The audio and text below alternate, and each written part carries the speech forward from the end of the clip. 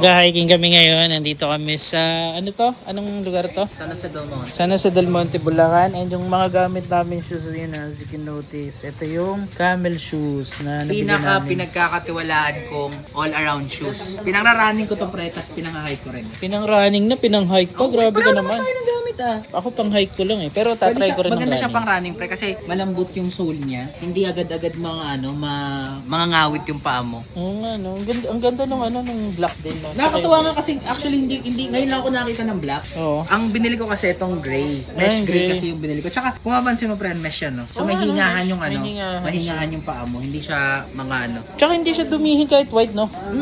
White ba yun? Gray. Actually, hindi ko sure kung may white na to pare. Pero parang may off-white ako nakita. Oh. Eh, syempre, ayoko nung medyo tumihin kaya. Tsaka mura lang yan, di ba? 1K plus. 1K plus lang, no? Meron ka ng Eh, ito na, mahal to eh. Mahal yan, Huwag pare. na kayo bibili niya na. Tsaka natutuklap yung swelas niya, no? Nakatahi na, oh. Mahinong nila lang.